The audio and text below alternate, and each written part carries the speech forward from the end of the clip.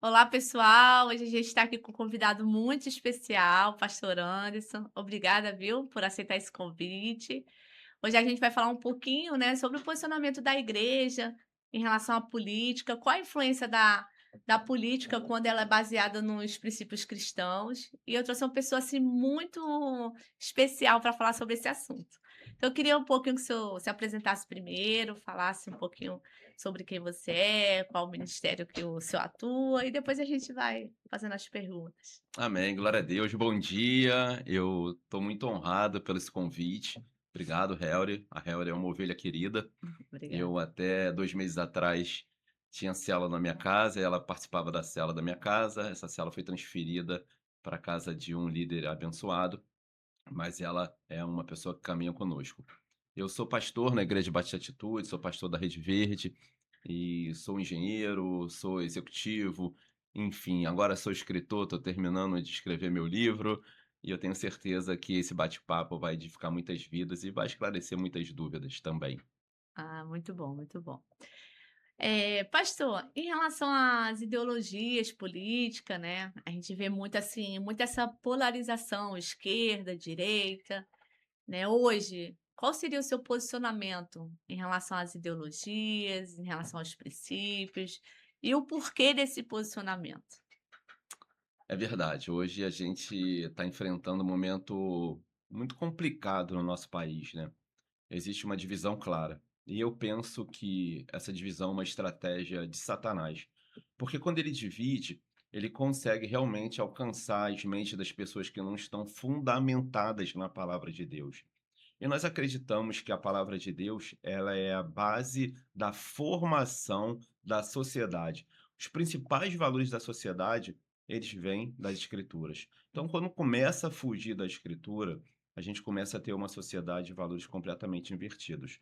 Talvez o momento que nós estamos vivenciando hoje seja o pior momento, da sociedade, porque as pessoas estão se distanciando de Deus, começando a acreditar em tudo aquilo que é falado através das redes sociais, principalmente das mentiras, porque na rede social Hã. a pessoa fala o que quer, mostra o que quer e muitas vezes consegue enganar aquelas pessoas que, infelizmente, têm pouca influência ou pouco contato com a verdade, que é a palavra de Deus.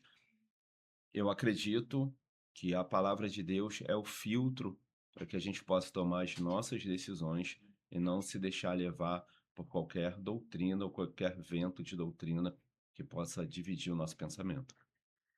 É, perfeito. E assim, a gente sabe que em relação aos partidos, né, que são de esquerda, outros de direita, eles trazem valores. Cada partido ele tem seu estatuto, né? E dentro do estatuto ele fala dos seus princípios, o que que ele preza, o que que ele vai defender. E nós sabemos que a esquerda defende bandeiras que vão de encontro com o que a Bíblia, né, nos ensina. E nós que somos cristãos seguimos a Cristo, consequentemente, aquilo que está na Bíblia. É verdade. Então nós, podemos observar aí pautas como legalização das drogas, do aborto, a questão da desestruturação da família, né, de casamentos, homossexuais. São pautas que a esquerda traz, mas que vão totalmente de encontro com a Bíblia, né, com aquilo que a gente acredita, com aquilo que a gente defende. Então, assim, qual é a importância do político, né, que está na linha de frente, ter esse valor, esses valores e defender esses valores? E o senhor como um pastor, porque o senhor é cristão, o senhor é pastor, mas o senhor é um ser político, que atua dentro da sociedade. Então qual é o seu posicionamento em relação a isso e como o senhor atua, para que isso não tenha interferência negativa dentro da política? Então, todo cristão, ele foi chamado para influenciar e não para se omitir. A palavra de Deus vai dizer lá em Mateus, no capítulo 5, no verso 13 e 14, que nós somos o sal para temperar a sociedade, mas nós somos a luz do mundo para afastar as trevas. Então, o posicionamento que nós defendemos é de pessoas que acreditam na palavra de Deus.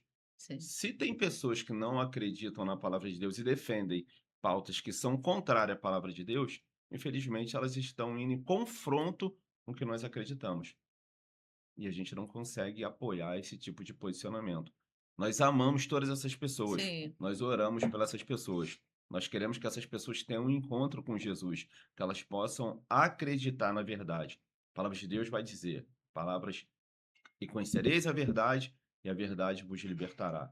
E é isso que eu acredito, que essas pessoas que estão acreditando que o aborto ele é uma prática legal, que a liberação das drogas é algo que a gente deve acreditar, porque muitas vezes a pessoa ela fala da liberação da droga, mas ela não quer ver o filho dela usando droga. É. Nem Muitas sabe das vezes não consequências. sabe das consequências. Muitas vezes a pessoa ela diz que uma novela da Globo é interessante, mas ela não quer ver o filho dela assistindo aquela novela. É. Ela priva os seus filhos de assistir a novela.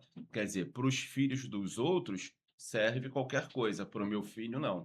Então a gente deve ter esse filtro, se posicionar. O que que a palavra de Deus, que ela é a nossa base de fé, ela direciona? Se ela nos aponta para tudo que é contrário o que alguns partidos de esquerda eles se posicionam, a gente deve se posicionar de forma contrária. Não temos como apoiar essas pautas, temos que nos posicionar. Todo cristão foi chamado a se posicionar, não a se omitir. Pelo contrário, a influenciar. Por isso que Jesus falou que nós somos o sal para temperar e nós somos a luz para espantar as trevas. Sabe por quê, Helder? As pessoas acham que a igreja não deve se envolver com a política. Mas É. quando você está caminhando numa calçada e a calçada ela está toda danificada e a tua mãe, que é uma idosa como a minha mãe, ela tropeça numa calçada danificada e ela sofre um acidente, isso é um problema É, político. político. Quando a minha mãe chega num hospital e ela não tem um atendimento de qualidade, isso é um problema político. Quando um filho de um membro da nossa igreja vai procurar uma vaga numa escola e não tem uma vaga numa escola, isso é um problema político. Nós somos cidadãos do céu, sim, mas nós estamos, nesse momento, exercendo a nossa função como um membro na sociedade. E como um membro na sociedade, você precisa influenciar, você precisa se posicionar. E muitas vezes as pessoas falam: "Ah, eu não quero saber de política, eu não É. quero É me uma mentira posicionar". que o diabo inventou, né, que a igreja não pode se misturar com a política, né. É uma mentira que a gente ouve há muito tempo. Pois é, o diabo ele coloca essa mentira que as pessoas não devem se posicionar. Mas você é um cidadão da terra. Você paga os seus impostos aqui na terra. Você deve exercer, sim, uma função de cidadão. Inclusive, você que é adolescente, que está na idade de participar da primeira eleição, tira o seu voto, participa, se posicione. Você É. faz a diferença nessa eleição. Você precisa se posicionar sim. Você vai ouvir muitas pessoas falando que isso não é importante, que você pode deixar para lá, que não vai mudar nada. Vai mudar sim, sabe por quê? Quando você tira seu voto, você se posiciona, amanhã você pode cobrar. Agora, quando você é negligente e não se posiciona, você não pode também depois cobrar nada. É, foi bom você eu falar. É a partir de 16 anos, né, o voto é facultativo para 16 a 18, mas eles já podem tirar o título e votar com consciência, né. Procurar um candidato que tenha a ver com seus princípios, que você saiba que vai defender os seus princípios, porque eu sempre falo assim: o voto ele é representativo. Você vota em alguém que vai representá-lo quando estiver lá, no nosso caso do estado do Rio de Janeiro, na alerj. Então é uma voz que vai falar por você. E qual é essa voz que vai falar por você? O que que ela vai defender quando estiver lá? Ela vai defender a legalização das drogas? Ela vai defender o aborto? Ela vai defender a desestruturação da família? Ela vai defender boas políticas públicas, como o senhor falou, é uma calçada, é um hospital, né? É a segurança pública, que hoje é um dos eh, eu acho que dos piores, né, de prestação de serviço que nós temos de Estado é a questão da segurança pública. Então você tem que olhar para quem vai defender essas pautas quando estiver ali dentro. Então por isso que o voto é importante, né, e não só 18 anos que é obrigatório, mas a partir de 16, você que é adolescente, que tem 16 anos, já pode tirar o seu título de eleitor. Deve tirar o título, deve É. participar, porque nós somos agentes de transformação e não de dominação. É O muito bom. inimigo ele quer dominar a sua mente, ele quer dizer que não é importante o voto. E a Helry falou de um ponto muito relevante aqui, quando ela falou da legalização das drogas. Algumas pessoas que vão estar assistindo esse podcast, eles podem pensar de maneira semelhante. Porque beber uma cerveja, fumar um baseado, cheirar um pó final de semana não tem problema. Mas como você quer ser conhecido? Como dependente químico ou como cidadão do bem? Não podemos apoiar essa pauta. Não podemos achar que isso é normal. Muitas vezes as pessoas pegam coisas que é comum. Por que que é comum? Porque todo mundo está fazendo, Helry, É, mas não é normal. Pastor, mas todo mundo na praia faz. fuma um baseado. Todo mundo não. Eu não fumo, porque eu sei o mal que isso faz. A É, minha família foi destruída por causa das drogas. Eu fui um dependente químico. Eu sei a dor que é ter um dependente químico. Minha mãe sabe a dor. A minha família sabe, meus filhos sabem. Hoje, para a glória de Deus, eu tenho uma vida restaurada, mas poderia não estar aqui na tua frente. Então, eu não posso apoiar a legalização das drogas. Eu não posso achar que isso é comum as pessoas estarem na beira da praia fumando maconha, ou no final de semana fazendo um uso esporádico de cocaína. Não. Tem famílias que estão sendo destruídas. E tem mais. Tem pessoas que começam com uma cerveja, com uma maconha, com a cocaína e hoje ainda estão dependentes das bets, que é um mal que está alcançando muitas famílias, famílias inteiras estão sendo destruídas. E isso tudo, a palavra de Deus, ela é contrária. é. E se a gente tiver um verdadeiro encontro com Jesus, como eu tive, a vida vai ser transformada, a família vai ser transformada. Então a gente não deve apoiar.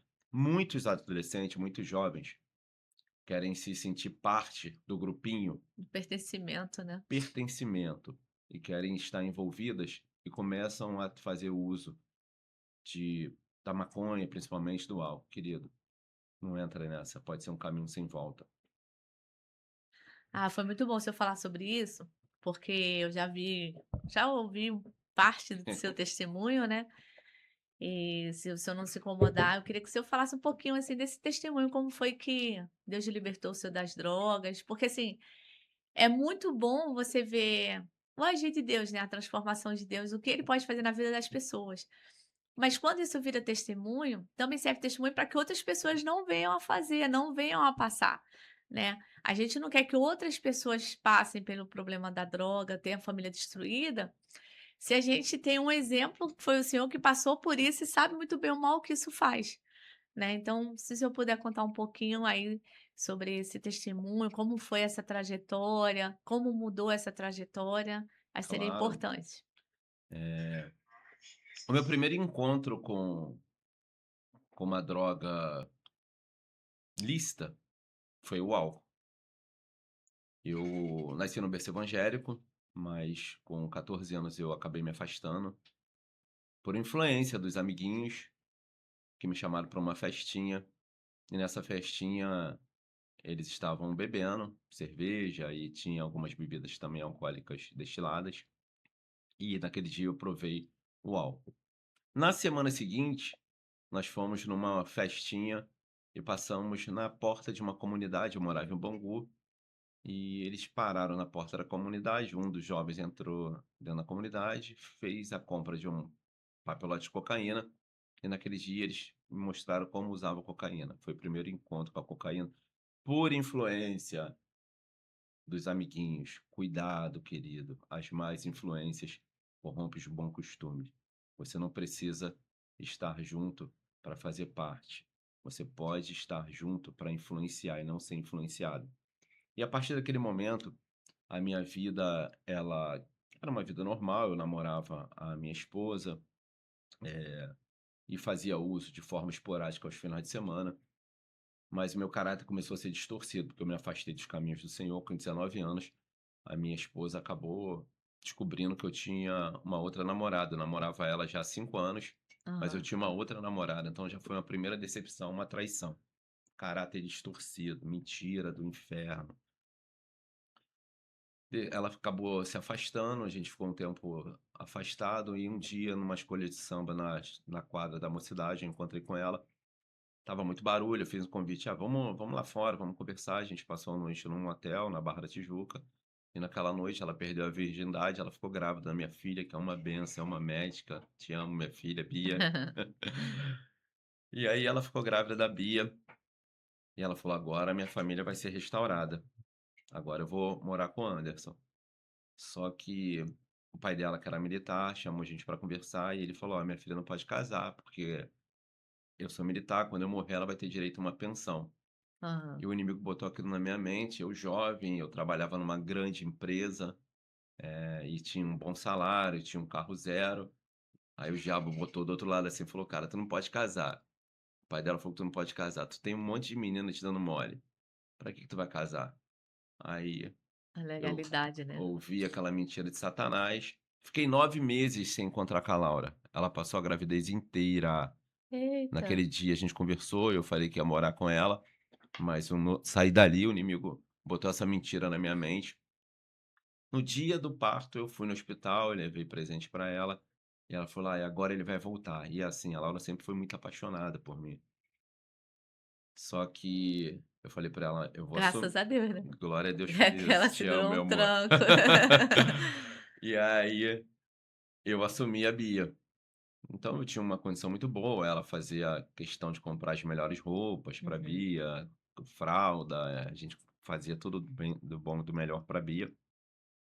Mas eu continuava usando as drogas, eu continuava bebendo, usando cocaína, mentindo, adulterando, enfim. Aham. Isso já morando com ela? Ou não chegou a morar depois Não que a criança estava nasceu? morando. Não. Aí Assumiu, mas não foi morar depois junto. de 3 anos eu fui morar com ela. Eita. E aí a gente foi morar juntos e eu passei no concurso da Petrobras. E eu sou engenheiro, passei num concurso, fui trabalhar em Macaé. Aham. Com pouquíssimo tempo a gente comprou uma casa lá no conjunto da Maria em Bangu, e a minha casa na época era a casa mais bonita do conjunto. A gente demoliu a casa e a gente construiu uma casa de 5 quartos, com sauna, piscina, churrasqueira, e parecia um clube de festa na minha casa. Todo final de semana era cerveja a balde, E por droga também. e droga também, porque eu morava de frente para um depósito de bebidas e eu ia pegar a cerveja Eita. no balde mesmo. Só que no final era aquela confusão. E a dependência ela foi aumentando, porque não está escrito na nossa testa que nós vamos nos tornar um dependente. Isso é o nosso organismo que acaba desenvolvendo a dependência. E eu tenho, a doença eu tive a doença da compulsividade, né, e acabei desenvolvendo a dependência química.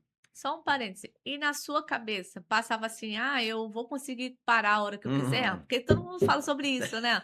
"Ah, eu vou continuar porque a hora que eu quiser eu paro". Não, eu não sou viciado. Existia essa celeuma, essa mentira na sua cabeça? Ah, o diabo ele é o pai da mentira, né. É, né. E ele fica botando essa mentira e eu ia na comunidade, né, eu sempre tive uma condição financeira bem Boa. tranquila, boa, e eu ia na comunidade com um carro novo e ficava conversando com os traficantes, né, tinha uma influência boa, porque desde novinho eu usava droga, então os meninos na boca de fumo, os traficantes me conheciam, e eu via as pessoas chegando com um botijão de gás para vender, com roupa, Ah, para aqueles poder comprar para droga, né. trocar por droga, e aí eu pensava assim: "Não, o dia que eu chegar próximo disso, eu paro de usar droga, eu paro a hora que eu quiser". Essa mentira de Satanás, que Aham, você tem o controle sobre a adicção, só que aham. você não tem. Você não tem, você desenvolve a compulsividade e cada vez mais você precisa de mais droga. E pra gente dar uma resumida, Pode falar, pode falar. pode falar? Pode. É interessante, aí tem tempo. E aí nessa fase que eu estava aumentando o consumo do uso, eu não consegui mais embarcar.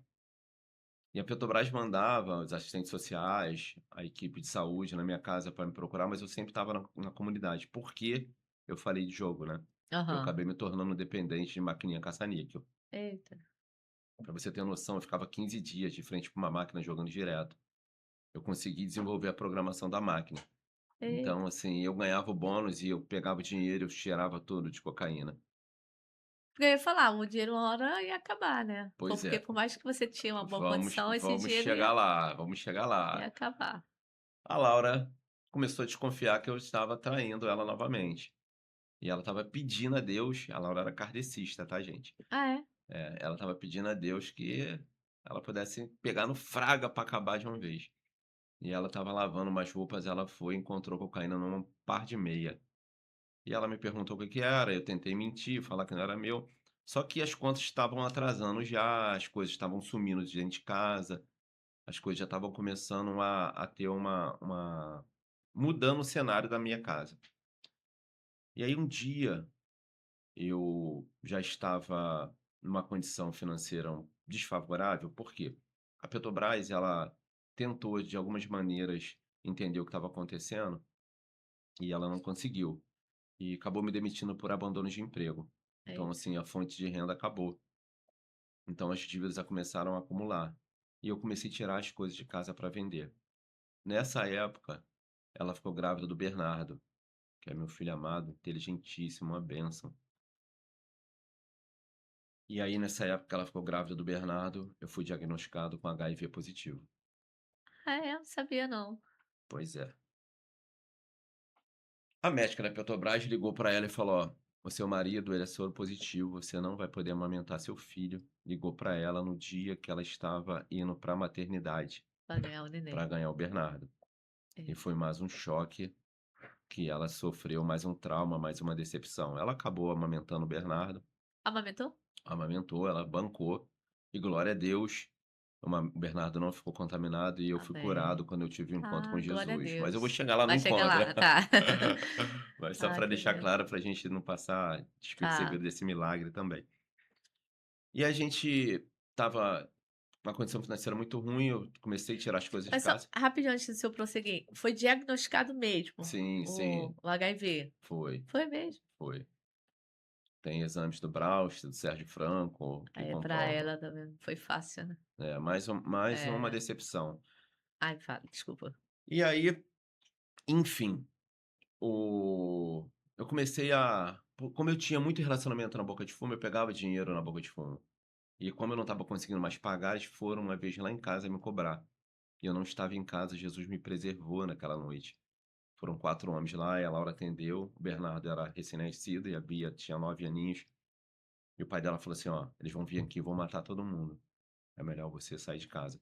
Eita. Como ela é muito apaixonada, ela saiu de casa e foi morar no depósito de material de construção do meu sogro, que não tinha energia elétrica. Ela ficou 6 meses morando sem energia elétrica. Todo dia, 6 horas, ela ia dormir, comprava gelinho para guardar o leite das crianças, para guardar a manteiga, no depósito de material de construção. O que que eu fiz? Vendi a casa.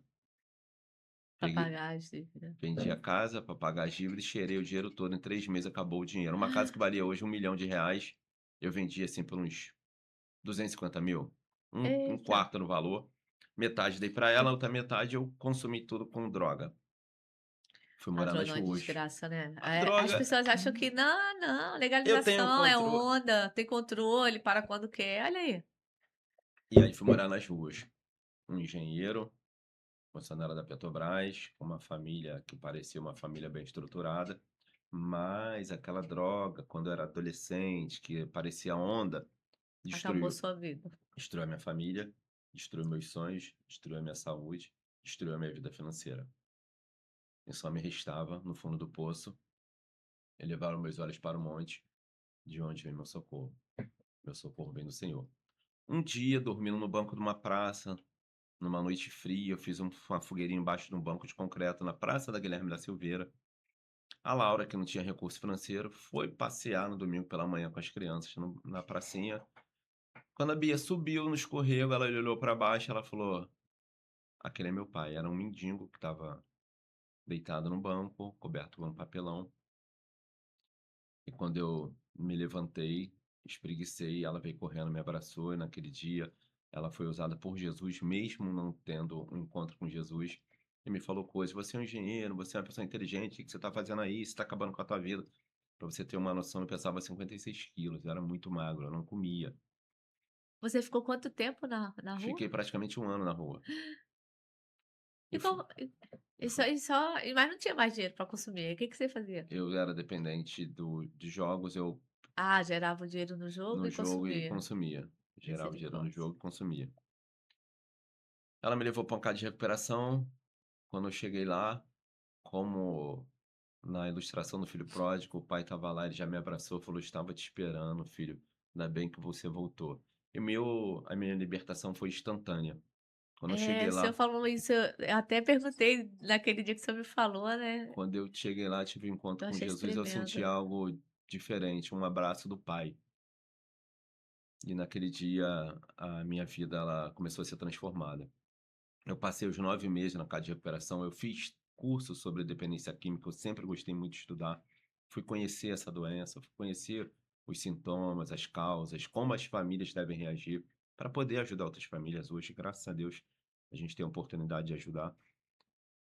E quando eu voltei, eu falei: "Senhor, eu só quero restaurar minha família. Eu não quero trabalhar numa grande empresa, eu não quero um ministério, eu não quero ter um carro novo, eu quero restaurar minha família".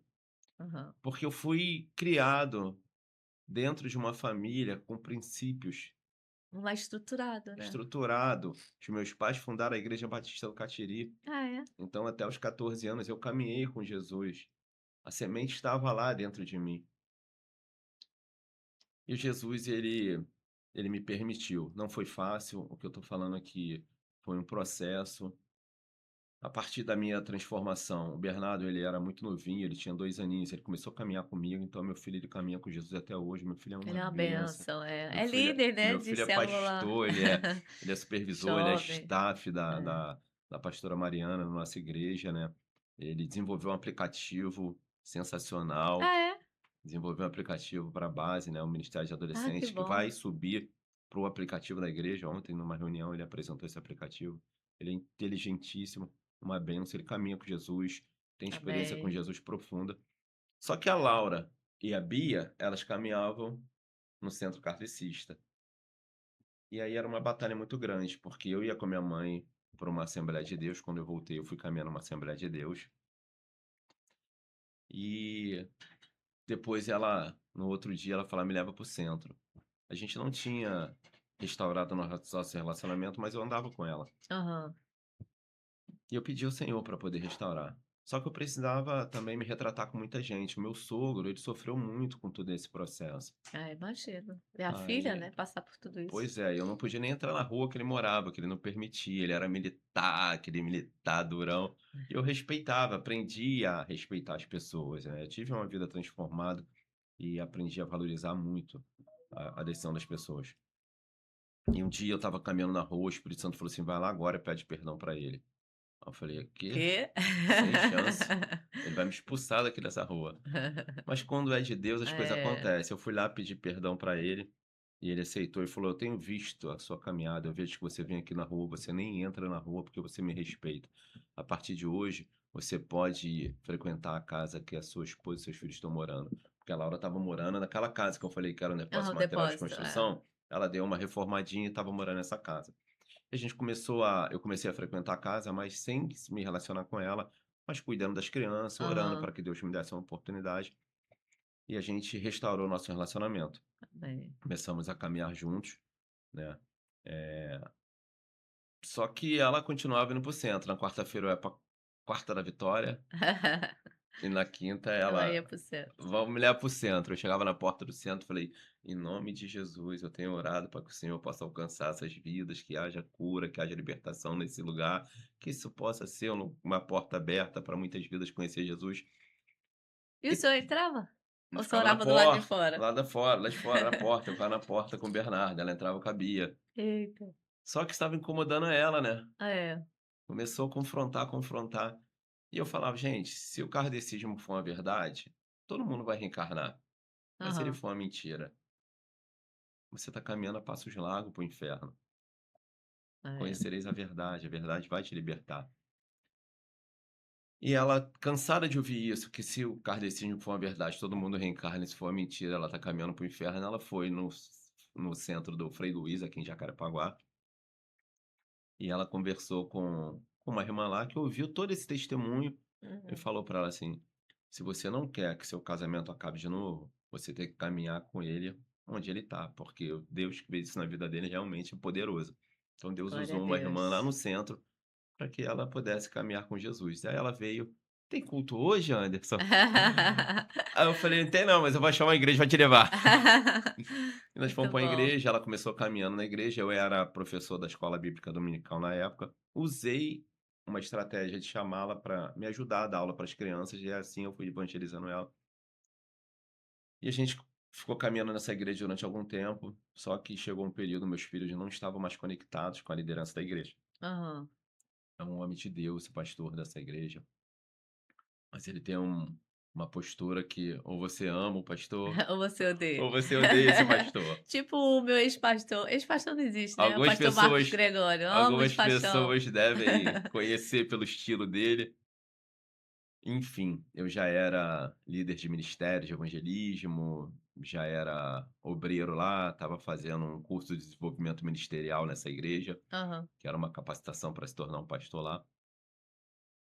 Mas os meus filhos não estavam caminhando com Jesus e a gente precisa valorizar a família, real. É, eu sei. Quando eu voltei Ser da todo casa de mundo, né? recuperação, eu falei: "Eu quero restaurar minha família".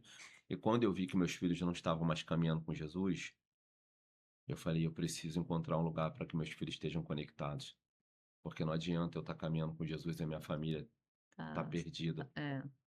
Eu estive na igreja Bati Atitude e ouvi falar de célula.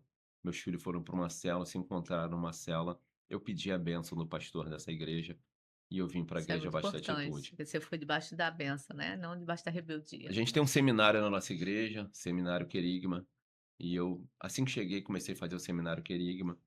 Conheci a visão celular, eu sou apaixonado por vidas, porque Jesus me resgatou no banco Ah, de uma praça pensando nela. é, E a partir desse momento eu comecei a evangelizar, a cuidar de vidas através da visão celular. Fiz o seminário, fui consagrado pastor na nossa igreja há aproximadamente 2 anos e meio. E desde o início desse ano eu sou pastor da Rede Verde, onde eu tenho a honra de liderar quase 3.000 vidas para a glória de Deus, inclusive a Helder e o meu querido Vinícius, que está ali nos bastidores também. e que a gente descobriu há pouco tempo, que eu nem sabia que a gente era da mesma rede. Pois é, o Vinícius, ele tem esse podcast aí, ó, Heróis Produtora. Então, se você quiser gravar um podcast, procura o Vinícius aí, que é uma ovelha querida também. Muito bom. E é Tem uma isso, Deus passagem ele que, perdão. Deus ele levanta as pessoas, muitas vezes de lugares de dor e coloca em lugares altos. Sim. E aí as pessoas voltando para o nosso assunto, que a gente estava falando sobre política, eu me lembro muito do caso de José.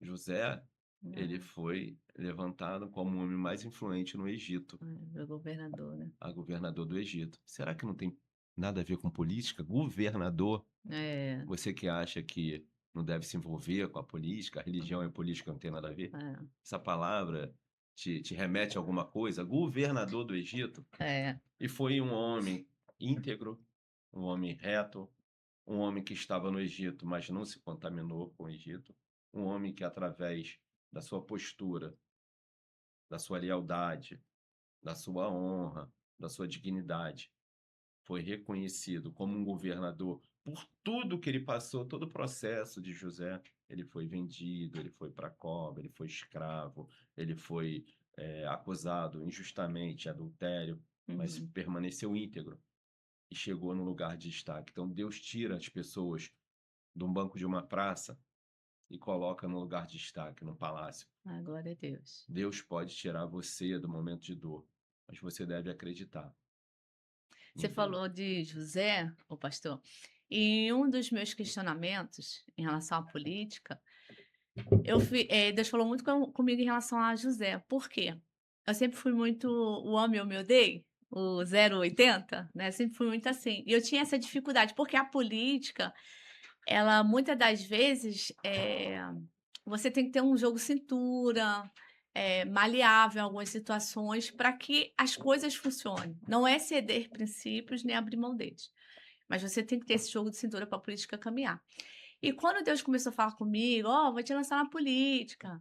Ó, eu tenho um chamado com você na política". Eu falei: "Meu Deus, mas nunca pensei na parte política". E aí eu falava assim: "Gente, mas a política, né, a gente tem esse preconceito. Ah, a política é tão suja, tantas coisas que acontecem". Aí eu cheguei ao ponto, eu falei assim: "Deus, tem certeza que o Senhor me Uhum. quer lá, né?".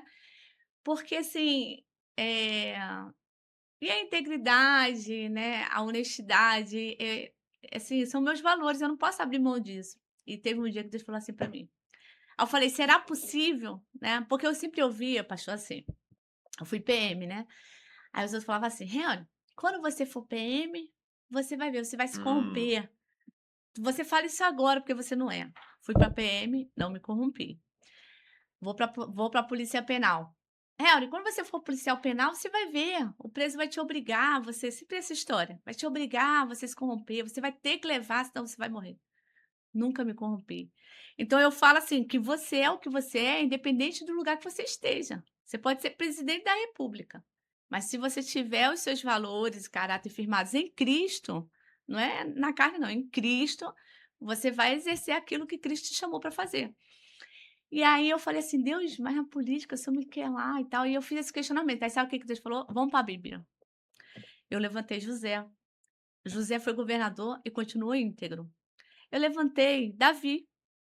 Davi foi rei, Davi governou e Davi foi íntegro. Teve suas falhas como ser humano? Teve, mas ele era um rei íntegro e era um rei justo, né. E a Bíblia fala que a base do trono de Deus é a justiça. Deus atua na justiça, que é uma área que, né, você pode que lembrar de que é um Daniel. chamado. Daniel Daniel, foi para Babilônia e se tornou um babilônico. isso aí. Ele não se Não se contaminou, contaminou com né. os manjares que o rei queria oferecê-lo. Isso aí, e exerceu com excelência o chamado dele. Então Deus foi me levando a alguns personagens da Bíblia e falar assim: então se eu permitir que eles exercessem cargos de liderança na política, porque todos esses cargos foram políticos, você também vai conseguir exercer sem se contaminar, fazendo o que eu chamei você para fazer. Porque, assim, muitas pessoas olham e não entendem, mas a política também é um chamado. Sabe por quê? Porque você é chamado para servir. E a política é serviço. Eu sou servidora pública. É um chamado. No meu serviço público, eu sirvo pessoas. Eu presido a Associação de Policiais Penais. Na associação, eu sirvo pessoas. Isso é chamado. Eu tinha um diretor lá, que ele era pastor.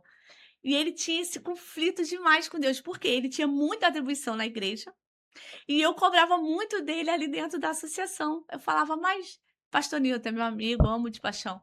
Mas, Nilton, aqui, se você olhar, também é um chamado. Você aqui ajuda pessoas, você faz com que a justiça desse servidor, que não está sendo cumprida, seja cumprida. Isso é um chamado, é um serviço.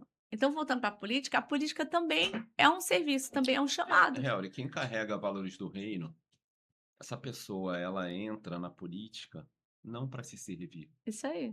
ela entra na política para servir. Porque você pode ajudar muita gente, pastor. Exatamente. Então, assim, é o entendimento que o cristão ele tem que andar com uma bacia, com água e uma toalha para ser lavador de pés. Então, quando ele tem o princípio do reino, ele entra para servir É e exatamente não para isso. ser servido. Mas, infelizmente, hoje muitas pessoas querem entrar na política para se servir da política, É. para usar da influência. Mas eu creio que se Deus te chamou, Amém, ele vai te levar lá para você servir a sociedade, amém. mesmo sabendo que você vai enfrentar muitas adversidades.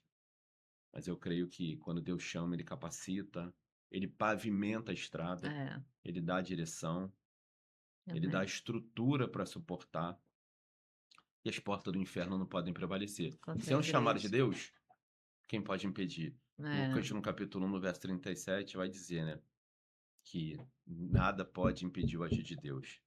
Então, não tem nada que pode impedir o agir de Deus. Agindo Deus, ninguém pode impedir. Se amém, foi Ele que te chamou para você estar servindo a sociedade, eu creio no agir de Deus. amém, amém. O senhor estava falando e veio aquela passagem que fala assim: "Quem muito é perdoado, muito ama", né. E não é à toa que o nome da célula do pastor Anderson é Virtude do Amor.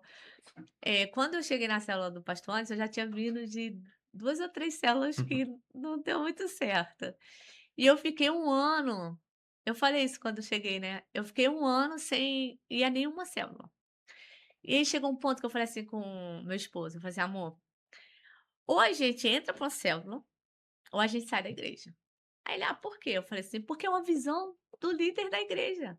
Eu não posso estar dentro de uma igreja onde o líder dá uma visão e eu não estou dentro dessa visão, porque você fica debaixo de uma desobediência, e a obediência ela traz bênção". Sim. Você falou que quando saiu da outra igreja, você pediu autorização do seu pastor e saiu debaixo de bênção. Eu fiquei 13 anos na Apacentagem de Nova Iguaçu, com o pastor Marcos Gregório. Servi lá, fui obreira, fui diaconisa.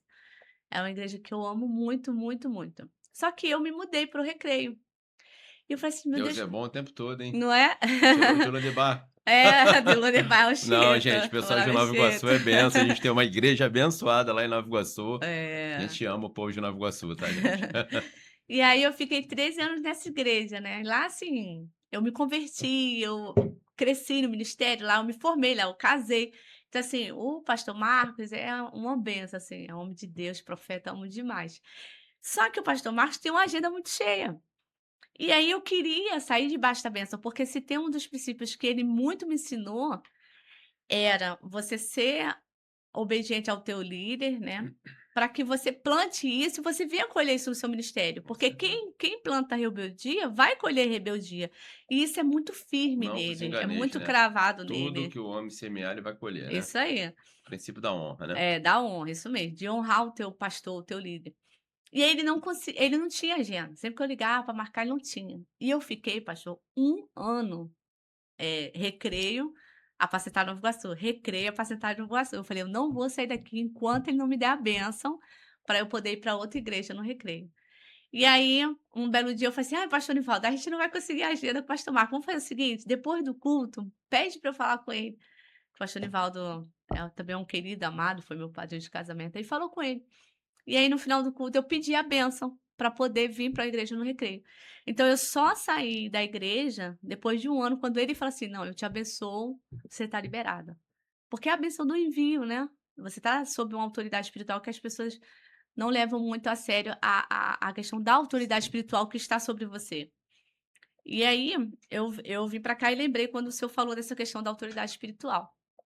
Mas eu entrei nesse assunto não foi por isso, foi por outra coisa que eu já perdi o link. Desconectou? Desconectei.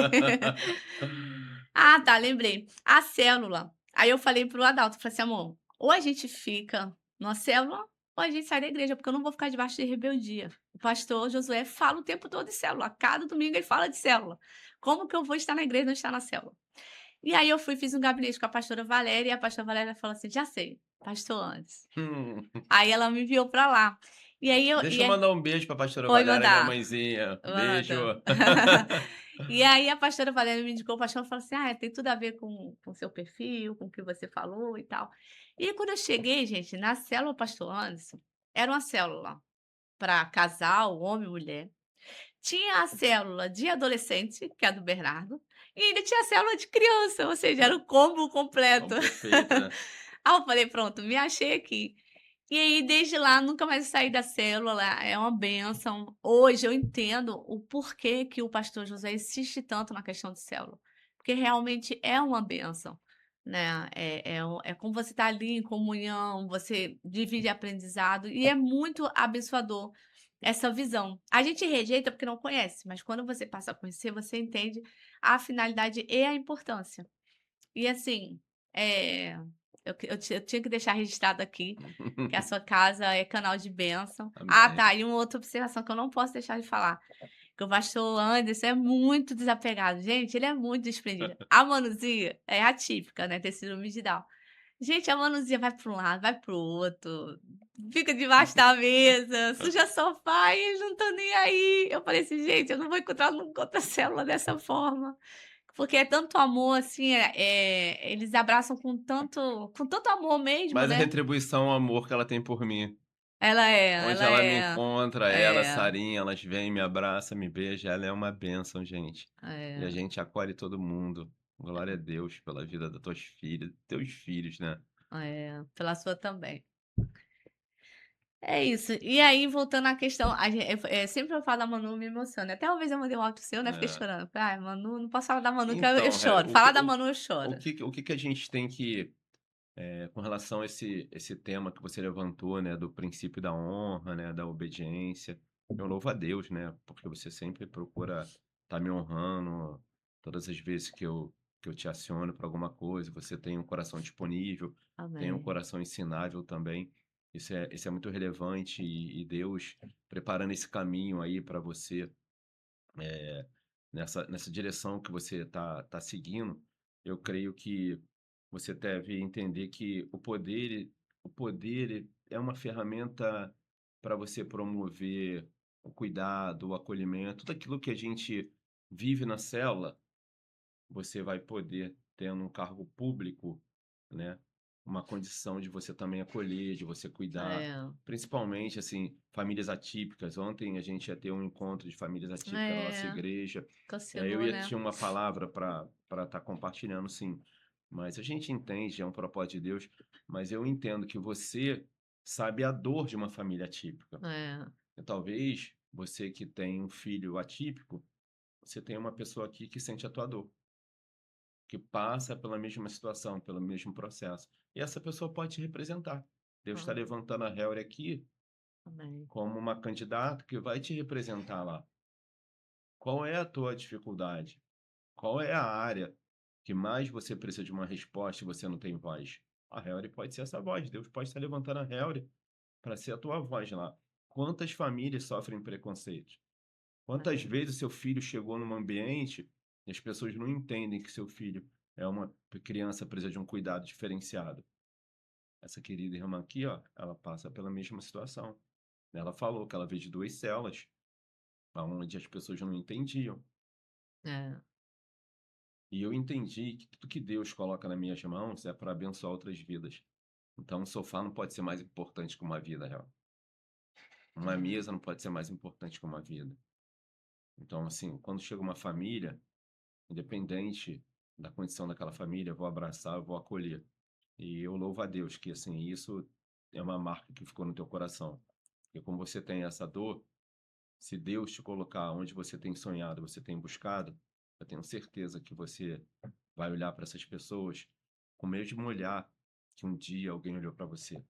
com Não com certeza. olhar de discriminação, não com olhar de julgamento, mas com olhar de quem entende que aquela pessoa também precisa ser acolhida.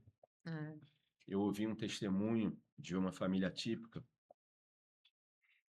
que a irmã estava 12 anos distante da igreja. Ela não estava distante de Jesus, é porque não tinha igreja para acolher, né? porque não tinha igreja para acolher. É, E quando ela chegou na nossa igreja, ela falou: Pastor, agora eu consigo prestar um culto racional ao Senhor.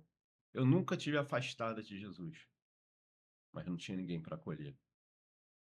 E você é é, uma representante dessas famílias hoje. Não só da sua vida profissional, você também é uma representante, você está lá liderando um grupo de pessoas que também passam por muita dificuldade, principalmente emocionais, porque a função que vocês exercem é muito importante, de segurança pública, de cuidado.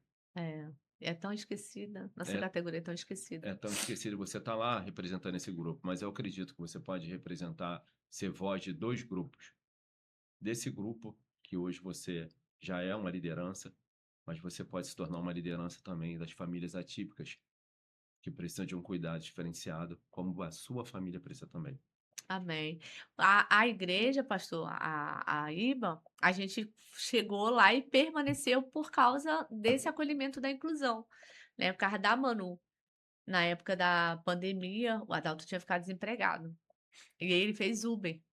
E aí um desses Uber que ele fez foi um irmão lá da igreja. Aí falou assim: "Ah, você conhece a igreja, não sei o quê, vem visitar".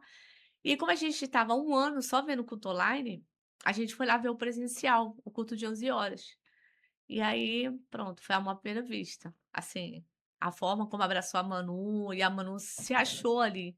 E é o que o senhor falou, eu não posso só pensar em mim e no Adalto, a gente tem que pensar na família como um todo. E lá a minha família encontrou o abraço, o apoio, a recepção. Minha família como um todo, a Manu, a Sara, o Arthur, né, tem a base dos adolescentes. Então lá a gente se achou e lá a gente está até hoje, graças a Deus. O senhor me falou aí me fez lembrar de ainda tem um tempinho, de um testemunho de um colega policial penal, pai atípico. Uma vez ele me procurou lá na associação, e até eu estava conversando com a Cecília, que é da nossa igreja, fonoaudióloga, eu fiz um podcast com ela aqui, que o homem, ele é mais introvertido, ele tem mais dificuldade de se abrir com outras pessoas. E uma vez ele me procurou, né, aí ele falou assim: "Helry, você é a primeira pessoa da polícia penal que eu conto que eu tenho um filho atípico". O filho dele tem TEA, é espectro autista. E aí ele falou assim: "Eu tenho vergonha de falar, eu não consigo conviver com isso". E aí a gente foi conversando, conversando, a gente ficou horas conversando. E aí eu contei minha experiência pra ele e tal, aí ele falou assim eu falei assim: "Ô fulano, você já ouviu falar na IBA? Poxa, lá é tão bom". Ele: "Ah, meu filho não vai ficar". Eu falei assim: "Vai, vai sim, vamos fazer um teste. Poxa, a Manuzinha ficou super bem lá e tal". Ele falou assim: "Ah, mas eu sou do candomblé", ele Hum, falou. "Ah, mas eu sou do candomblé". Eu falei: "Não, mas não tem problema, você pode ir mesmo sendo do candomblé, você vai ver". Ele: "Poxa, tu sabia que já convidaram minha esposa e eu não deixei ela ir?". Aí eu falei assim: "Não, mas você vai com ela e vai ser bênção". Ele foi pra nossa igreja. O filho dele, tipo assim, ficou tão bem como nenhum outro lugar. É um amorzinho dele, o Bernardo, filho dele. Ele ficou até com a Sarinha, né, quando foi. E aí eles começaram a frequentar nossa igreja. Toda a família aceitou Jesus. Ele olha tem aí. o Bernardinho e um adolescente. Toda a família aceitou Jesus. Eles acharam numa célula perto da casa dele, porque assim, eu falo assim que eu encaminho, mas eu não cuido, porque eu não consigo cuidar. Eu falei: "Não, fulano, a gente tem que achar uma célula para você, que é para eles cuidarem de você". E ele foi para a célula, eles ficaram na célula e eles estão lá até hoje, eles fazem parte do grupo de pais e mães de Mais Que Especial, e eles são uma bênção, e eles todos se converteram. E casaram na igreja, eles não eram casados, eles moravam juntos e casaram na igreja. E eu lembro quando ele fez a primeira postagem do filho dele, assim: "Henry, olha que eu consegui postar que o meu filho é autista". Olha, E depois disso, eu botei ele num grupo que a gente tem um grupo de PCD dentro da SEAP, né, CEPEM agora, e eu coloquei ele dentro do grupo, ele falou assim: "Gente, quantas pessoas têm filho com deficiência que eu não sabia", colegas de profissão.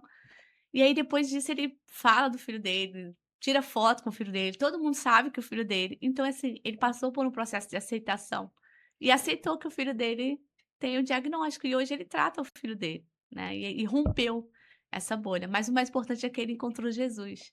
E hoje ele tem uma família estruturada em Cristo, e faz parte do nosso grupo lá da igreja. E a assim, eu atendo muitas pessoas lá na associação, né, a e nossa cada igreja caso é um caso, assim. tem esse cuidado, né, esse acolhimento.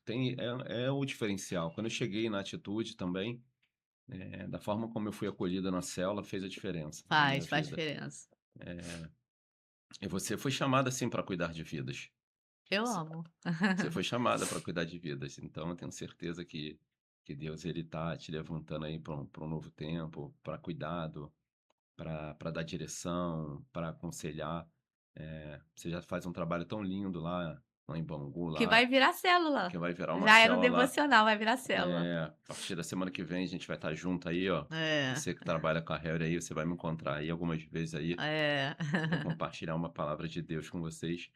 Mas eu entendo que a gente deve estar orando pelas autoridades, né. Eu creio que É, Deus, ele permite, mesmo que seja políticos do lado A e do lado B, e aqui não quero, falar, de tudo que está polarizar, né. acontecendo para não polarizar, porque eu acredito que eu falei isso aqui nos bastidores, né, que a pessoa que pensa diferente, ela deve ser respeitada também, e talvez ela participando e vendo uma palavra que faz ela refletir, ela pode mudar o pensamento dela e até o candidato que ela pensa em votar e que ela vem votando, porque às vezes as pessoas ela pensam em benefício próprio, Harry. Eu frequentei muito comunidade, Aham. e na época da eleição as pessoas chegam para dar uma cesta básica, um jogo de camisa, e É. isso acaba Paga, paga pelo voto. paga pelo voto, É, dá R$ 50. é, E você coloca uma pessoa lá que não vai te representar. Então isso é um problema. Então, você acha que aquela pessoa é uma pessoa legal porque te deu um jogo de camisa ou porque te deu R$ 50 para você, usar, enfim, naquele dia lá da eleição. e é a pior, né, porque te corrompeu, é corrupto e ainda te corrompeu. É, Exatamente, é nesse ponto que eu ia entrar. Hoje, a gente lá no início falou que a segurança é uma questão que a gente tem que ter muito cuidado, e devemos ter sim, principalmente na nossa cidade, mas o pior problema hoje na nossa sociedade é a corrupção. é um A câncer. corrupção ela mata, É. a corrupção ela traz a violência. E você quando se deixa ser corrompido por uma cesta básica, um jogo de camisa para um time, um benefício que algum candidato está fazendo na tua comunidade, você às vezes está participando desse processo que amanhã pode estar causando mal para a tua vida, para a tua família, para o teu filho, de você precisar de um hospital e não ter um hospital, você precisar de uma creche para o teu filho e não ter uma creche. Então, assim, pensa um pouquinho na hora de você escolher teu candidato, Hum. avalie um pouquinho. Talvez esse cara que está dando alguma coisa na comunidade, ele está querendo só se beneficiar. Ele não vai fazer nada depois por você. Ele vai É, voltar, de repente, daqui a 4 anos para fazer a mesma coisa, mas durante 4 anos você vai estar sofrendo as consequências de eleger um candidato que não vai te representar. Então eu penso que, infelizmente, muitas pessoas que moram nas comunidades passam por esse processo. Eu frequentei muitas comunidades no Rio de Janeiro e eu vi isso acontecendo com muita frequência. Ainda é uma realidade hoje. acontece. A gente sabe que recentemente teve um candidato que foi eleito dentro de uma comunidade. E acontece com muita frequência. Mas eu quero que você pense um pouquinho. Será que vale a pena você entregar o seu voto, entregar o teu poder nas mãos de alguém que não vai te representar? Reflete um pouquinho sobre essa questão. É, você falou um ponto importante, que é sobre a corrupção, né. Eu costumo dizer que a corrupção, ela vai corroendo o ser humano aos poucos. Ela vai correndo, correndo, porque a corrupção ela não vai chegar assim: "Ah, tô aqui, corrupção, toma", não é. Ela vai nos mínimos detalhes. Hoje ele vai te dar uma coisa, amanhã vai te dar outra, amanhã vai aumentar, e aí ela vai corrompendo literalmente o ser humano, ao ponto desse ser humano estar tão corrompido, que ele não tem mais sentimento, ele não tem empatia. Quer ver um exemplo? Eu já fiz muitas agendas com autoridades, e eu sofro muito cara na minha categoria, né. Aí eu falo das mazelas, da falta de servidor, da forma como é o trabalho, insalubre e tal. E aí você vê a total falta de empatia de algumas pessoas. E você está falando de vidas, você está falando de famílias que estão em situações degradantes. Mas o que que aconteceu? Aquele ser humano ali já foi tão corrompido que ele não sente mais nada. Aquilo ali para ele não é nada. A empatia vai embora pelo ser humano.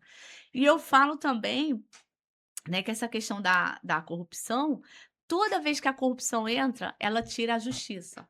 Pode reparar, se no judiciário há corrupção, a justiça não é feita.